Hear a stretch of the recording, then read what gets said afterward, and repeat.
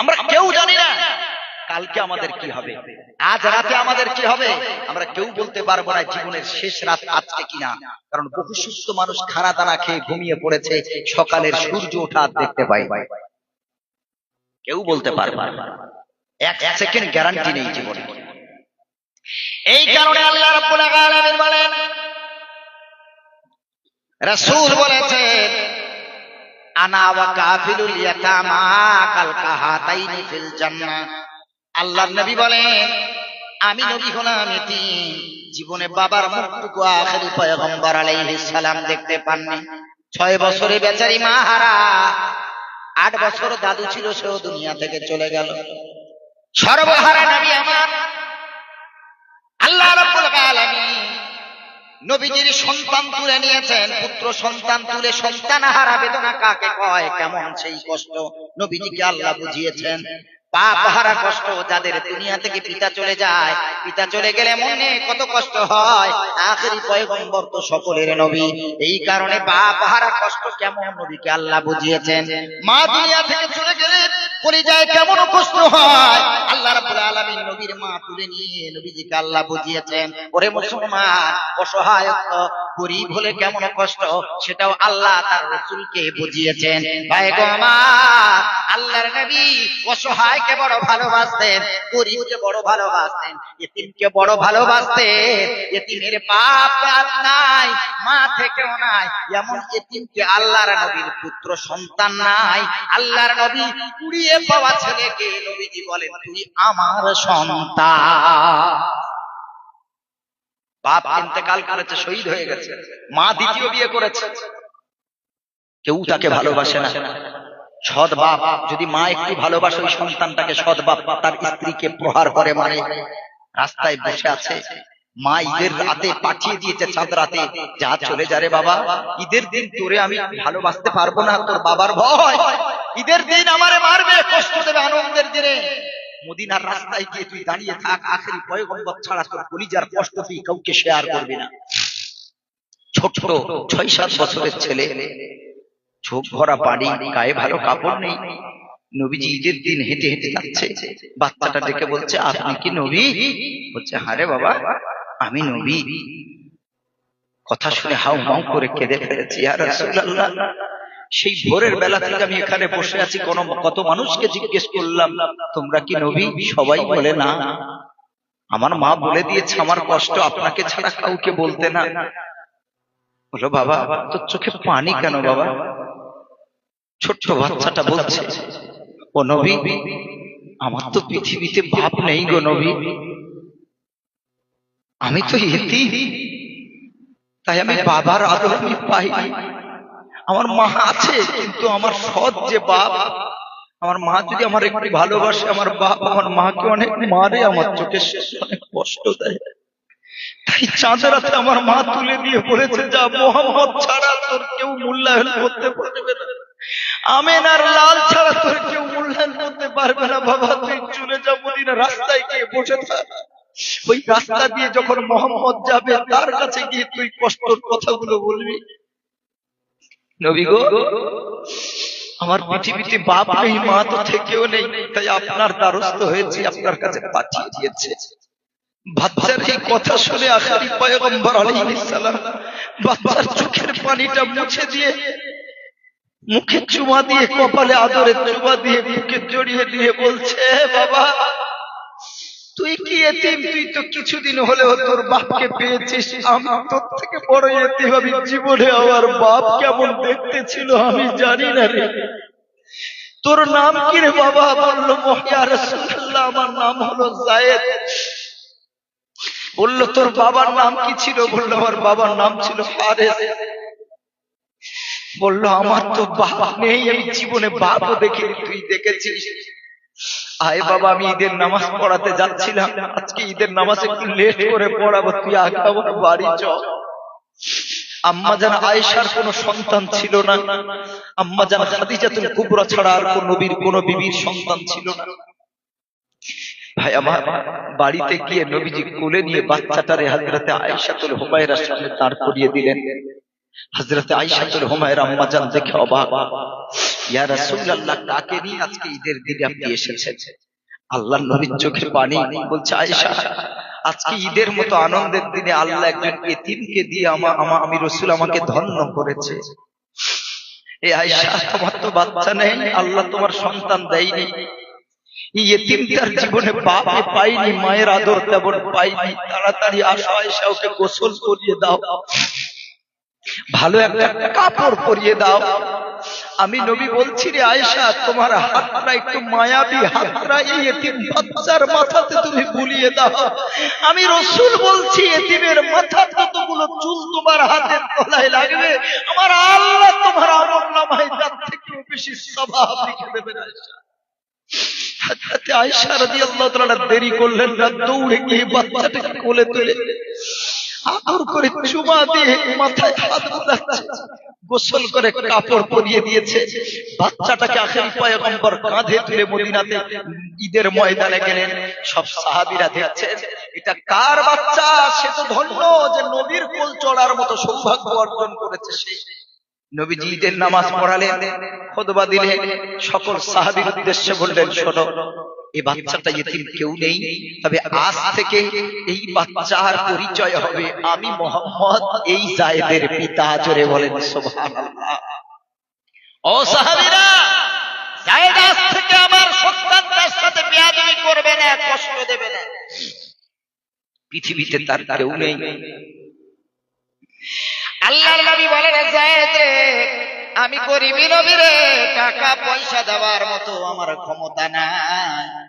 তবে যায়েদ, আমি মুহাম্মদ যদি তোর বাপ হয়ে যায়, আমার বিবি আয়েশা যদি তোর হয়ে যায় মা, আমার কন্যা ফাতেমা সহ আমার কন্যাগুলো যদি তোর হয় দিদি, বুবুজা, বললে যায়েদ, তোর কলিজার কষ্ট দূর হবে কিনা বল।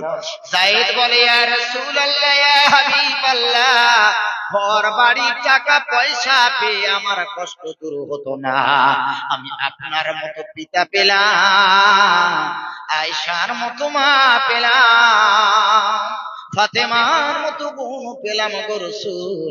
আমি আজ থেকে আমার নিজের বাবা মায়ের কথা মনে করে আর আমি কাঁদব না। ও মুসলমান বাবাজি, আজ মাদ্রাসায় কত ইতিম আছে, কত গরিবের সন্তান আছে গো আব্বা জানেরা। ও যেই মসজিদ দুতলা হয়, মিনার হয়, ওই মসজিদে তুমি দান করো, আর মাদ্রাসার বাচ্চারা ভালো খেতে পায় না। পাশের এলাকার মসজিদে দুটো মিনার করেছে, তোমার এলাকার মসজিদ কম্পিটিশন করে 4টে মিনার করেছে। কি হবে মিনারে টাকা ব্যয় করে? 2 তলা মসজিদ আছে, বললো আরো 1 তলা বাড়াবো। নামাজ দিয়ে মুসল্লি দিয়ে মসজিদ আবাদ করার কথা রাসূল বলেছেন। টাকা পয়সা দিয়ে জাঁকজমকপূর্ণ মসজিদ বানায়। বর্তমানে এই ধরনের মসজিদে দান করার চেয়ে আল্লাহর নবীর ঘর মাদ্রাসা, যাদের কারণে আজ পৃথিবীতে কোরআন বেঁচে আছে, যেই ফ্যাক্টরি গুলো যদি চলে তো কোরআন বাজবে, আর মাদ্রাসা বন্ধ হয়ে গেলে কোরআন মিটে যাবে। আল্লাহ তাআলা হাফেজদের সিনা রক্ষা করে পৃথিবীর মাটিতে আল্লাহ কোরআন জিন্দা রাখবেন। কাগজের কোরআন যদি পুড়িয়ে দেয়া হয়, কাগজের কোরআন যদি ফেলে দেয়া হয়, কাগজের কোরআনকে যদি কবর দেয়া হয়, যেগুলো ইংরেজেরা করেছিল, মগজওয়ালা যদি দুনিয়াতে থাকে তো কাগজের কোরআন আবার তৈরি হয়ে যাবে। কোরআনের হাফেজদের সিনাকে আল্লাহ হেফাজত করি, পৃথিবীর মাটিতে আল্লাহ তাআলা কোরআন বাঁচাবে। আজ মাদ্রাসা যত বাড়বে, কোরআনের হাফেজ তত বাড়বে, কোরআনের হাফেজ যত বাড়বে, পৃথিবীর মাটিতে আল্লাহর কোরআন জিন্দা তত হবে।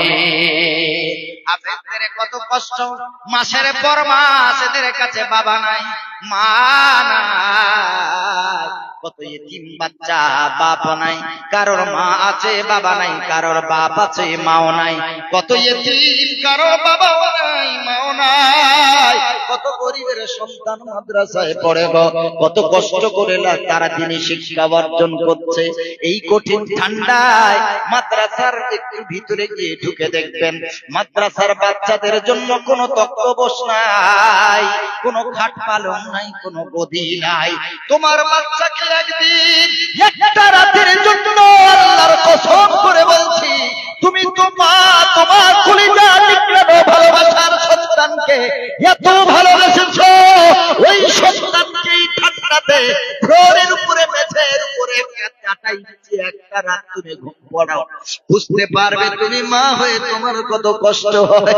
তুমি ঘুমাবে খাটে, তুমি ঘুমাবে গদিতে পালং, তোমার সন্তান নিচে ঘুমাতে পারবে না, নিচ থেকে ঠান্ডা উঠবে, ওদের অনেক কষ্ট হবে।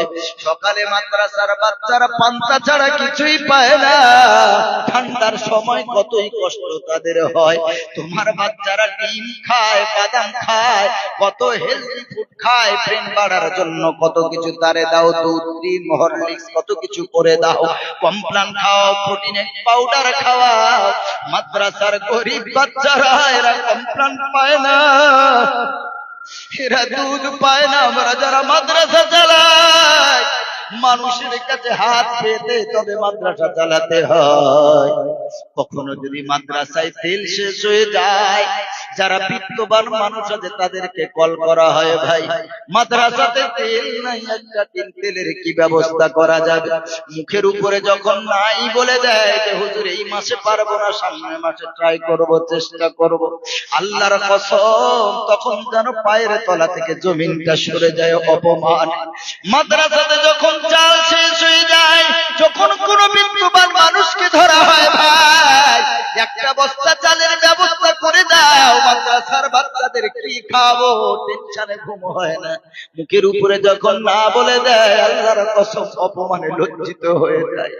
আপনাদের কাছে হাত পেতে মাদ্রাসা, আপনাদের রিজিক আল্লাহ যে রুজি দিয়েছেন, ওই পয়সাগুলো দিয়ে আল্লাহ এই পৃথিবীর মাদ্রাসাগুলো আল্লাহ চালায়। আজ তাদের পাগড়ি হবে, এরা বাপ ছেড়েছে, মা ছেড়েছে, কত কচি কচি মাসুম বাচ্চা মাদ্রাসায় আছে, কত কষ্ট করে লেখাপড়া করে। শীতকালে কত বাচ্চা যাদের বয়স 6 বছর, 8 বছর, 10 বছর, এইরকম কত বাচ্চা মা বাপ ছেড়ে মাদ্রাসায় পড়ে আছে। এই শীতকালে কত বাচ্চা বিছানায় টয়লেট করে দেয়, বিছানায় পেশাব করে দেয়, ওদের আলাদা করে কোনো কম্বল নাই, আলাদা কোনো ব্ল্যাঙ্কেট নাই, আলাদা কোনো কথা নাই, আলাদা কোনো মাদুর নাই। কত কষ্ট হয়, কত বাচ্চা যেই কাপড়ে পেশাব করে দিয়েছে, যেই কাঁথায় পেশাব করে দিয়েছে, যেই কম্বলে পেশাব করে দিয়েছে, পেশাব করা কম্বল কাঁথা জড়িয়ে শুয়ে থাকে, ঠান্ডায় থরথর করে কাঁপতে কাঁপতে, কষ্টের জ্বালায় রাতের বেলা গুনগুন করে মা মা বলে কাঁপতে থাকে। ওরে মুসলমান বাবাজি, পৃথিবীর আমাদের সন্তান বিছানায় যদি টয়লেট করে দেয়, সাথে সাথে মা উঠে বাচ্চার কাপড় পরিবর্তন করে দেয়, টয়লেট করার জায়গা পরিবর্তন করে দেয়, অন্য একটা কাঁথা দিয়ে দেয় যাতে ভিজা তার শরীরে না লাগে, ঠান্ডা লেগে যাবে। মাদ্রাসার বাচ্চাদের তো আলাদা কোনো কম্বল নাই, কাঁথা নাই, কি বিছাবে? সারা রাত ওই পেশাবের কাপড় জড়িয়ে থরথর করে কাঁপতে থাকে সারা রাত। আবার ওই শীতের বেলা, ভোরের বেলা কোরআন পড়বে, নামাজ পড়বে, বাচ্চারা ভোরের বেলা উঠে যায়, কনকনে ঠান্ডা পানিতে তাদের গোসল করতে হয়, একটা কোনো গিজার নাই, গরম পানির ব্যবস্থা নাই, বাচ্চাগুলো গোসল করে আর কাঁপতে থাকে, কষ্ট হয়। হাফেজ হাফে জালেম এত সহজে হওয়া যায় না, ওদের খানার মান ভালো না, থাকার ভালো জায়গা নাই, তারপরে ওরা বাপ মা ছেড়ে কোরআনে জিন্দা করার জন্য এসেছে। ওরে মুসলমান, তাদের লাইফে কত কষ্ট, কত কষ্ট। আমাদের বাচ্চারা কত অশান্তিতে আয়েশারামে তারা লেখাপড়া শিখছে, স্কুলে পড়ে, ইউনিভার্সিটিতে পড়ে, কলেজে পড়ে, কত শান্তিতে তারা লেখাপড়া করে, কিন্তু মাদ্রাসার বাচ্চাদের ওই শান্তি আল্লাহ দেয় নাই। ও বাবাজি আমার, হয়তো নিজের বাচ্চাটারে আলেম বানাতে পারেন নাই, নিজের বাচ্চাটারে হাফেজ বানাতে পারেন নাই। আমি শুনেছি এলাকাতে আল্লাহ অনেকের টাকা সম্পদ দিয়েছে, অনেকে লাখ লক্ষপতি আছেন, কোটিপতি আছেন। একজনকে বলবো আল্লাহর বান্দা ও দয়াদ্র হৃদয়ের মানুষ, আল্লাহ যারে দিয়েছেন এমন একজন